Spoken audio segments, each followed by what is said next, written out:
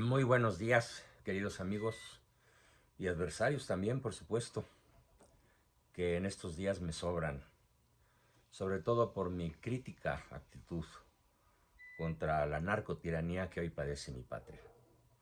Así que a México lo encomiendo hoy a mi santo patrón, San Juan Bosco, y explico para comenzar que, a diferencia de las multitudes, yo no celebro mi santo, yo celebro a mi santo, es decir, a San Juan Bosco.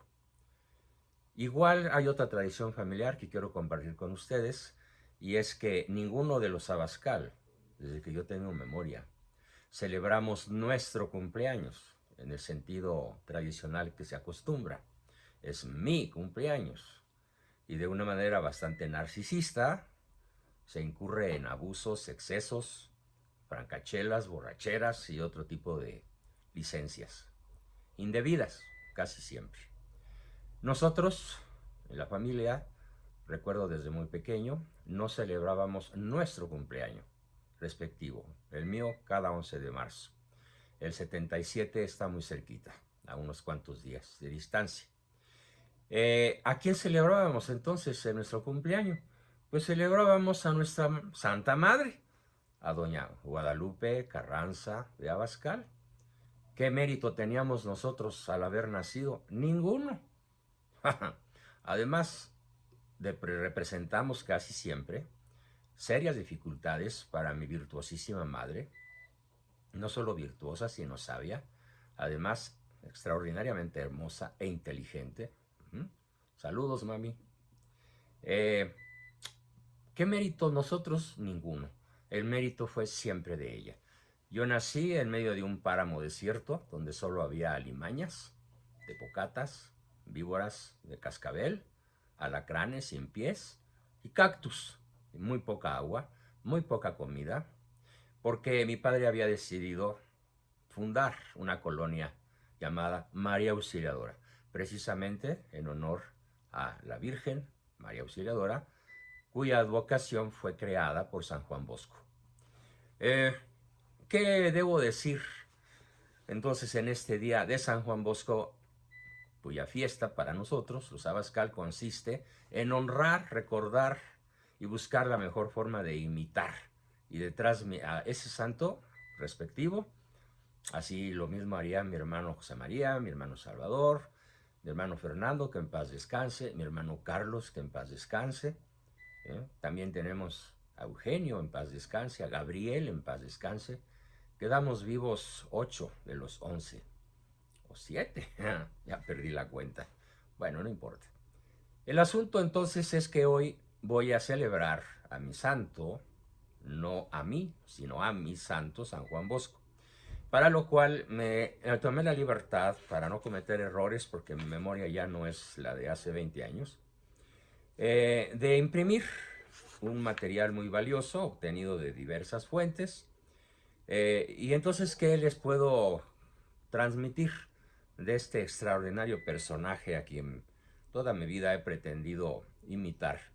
A veces con éxito, generalmente con muy pobres éxitos, con grandes fracasos, pero bueno, pues no hay peor lucha que la que no se hace, y mientras hay vida, hay esperanza. Juan Melchor Bosco Ochiena, también llamado Don Bosco, nace en Ibequi en 1815 y muere en Turín en 1888. Es un santo, sacerdote y pedagogo italiano, fundador de la orden salesiana. Salesiana porque él se inspiró en San Francisco de Sales.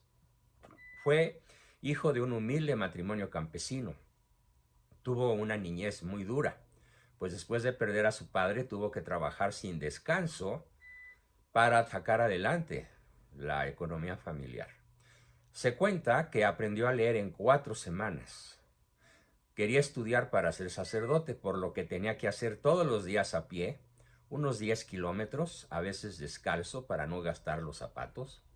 Debo decir aquí que mi papá, desde los 8 años que iba desde Santa María al seminario de Morelia, hacía exactamente lo mismo, imitando a mi santo patrono, San Juan Bosco, y por eso después su primogénito, o sea yo, se llamaría así. mi padre se quitaba los zapatos para que mi abuela, mi abuelo, que habían caído en la más extrema pobreza debido a la revolución, después de haber sido familias tremendamente ricas, de grandes hacendados, por herencia. De hecho, mi abuelo descendía directamente del virrey Abascal, del Perú. Eh, por cierto, aquí puedo introducir una anécdota sobre mi abuelo y su opción preferencial por los pobres. Como diría ese denostador mío, calumniador Cristian Huerta. Mi abuelo se iba cada 8 días, cuando todavía no había revolución, antes de 1910, a jugar patitos en la presa del Valle de Santiago, en Guanajuato. ¿Y cuáles eran los patitos que arrojaba? Pues no eran piedras, ni eran quintos o veintes, eran centenarios. Y cuando alguna vez el cura del lugar lo increpó diciéndole, ¿cómo es posible que tires tu oro a la presa de Santiago? Él contestó, sobre toda propiedad privada pesa una hipoteca social. Es una forma de pagar mi diezmo.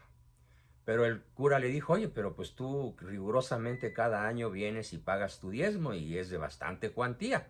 Sí, le dijo mi abuelo, pero yo he observado cómo usted, señor cura, pues suele no repartir de manera justa la riqueza de esta parroquia a la cual yo contribuyo tan ampliamente.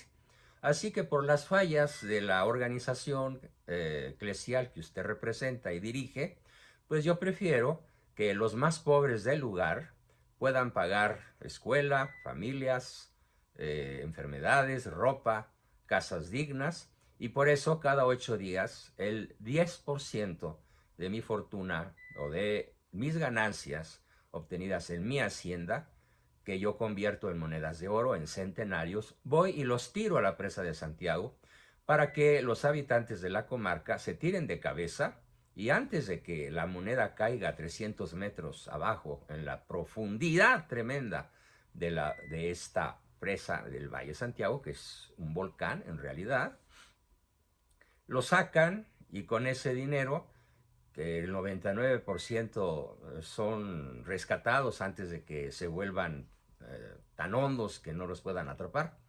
Con ese dinero, la gran mayoría de los habitantes más pobres de la región han progresado, pero siempre les digo, a ver, si yo observo que tú gastas esta moneda en alcohol, en vicios, en prostitutas, en armas, pues tú ya no vuelves a participar en el juego de los patitos de los sábados por la tarde. Y él logró convencer a una gran cantidad de jóvenes, de niños, de adolescentes y aún de personas adultas de invertir los patitos que él tiraba al vaso de este lugar extremadamente bello. Yo he estado ahí, conozco la región bien. De esta manera logró rescatar de la pobreza extrema, pues yo diría que a cientos de familias a lo largo de unos 30 o 40 años, durante los cuales él practicó el jugar patitos con centenarios en este lugar maravilloso. Bueno, y regreso a San Juan Bosco. Por cierto, aquí cabe otra anécdota de mi padre, de un salesiano de corazón, si no, pues yo no me llamaría así y no tendría una hermana inteligente, hermosa, virtuosa, que se llama María Auxilio. Saludos, hermanita. Bueno, pues la anécdota acerca de mi padre y su opción preferencial por los pobres consiste en que cuando yo tenía 15 años y ya éramos 8 hermanos, nos llamó en mi cumpleaños, un 11 de marzo, me acuerdo muy bien, de 1958, y nos dijo, hijos tan queridos, les tengo una doble noticia, una buena y una mala.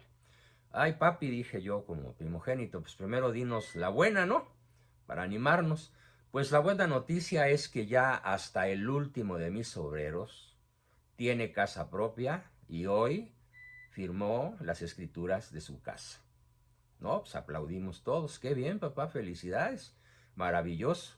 Sí, nos dijo, así cumplo aquella sentencia del Papa León XIII de sobre toda propiedad privada pesa una hipoteca social y nadie tiene derecho a lo superfluo mientras alguien carezca de lo necesario. Magnífico, padre.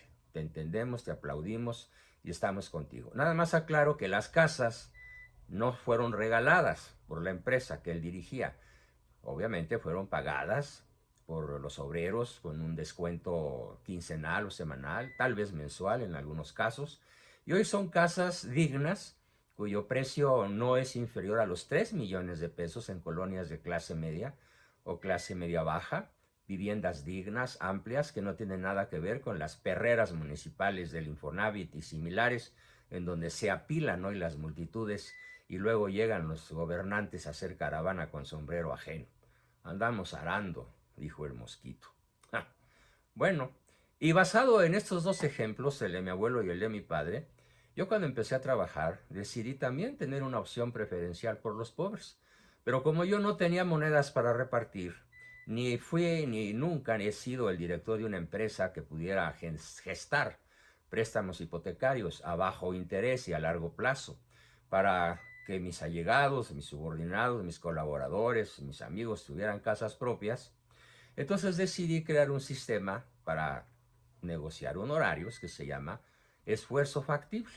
De tal forma que desde los 20 años aproximadamente que trabajo de manera independiente como psicoterapeuta, entrenador de virtudes, generador de equipos de liderazgo de alto desempeño, etcétera, una multitud de actividades tanto en las empresas como en las familias, a las cuales ya he dedicado 57 años de mi vida, inventé una forma de cobro que se llama esfuerzo factible, en donde cada uno de mis clientes decide libremente cuánto puede pagar por mis servicios.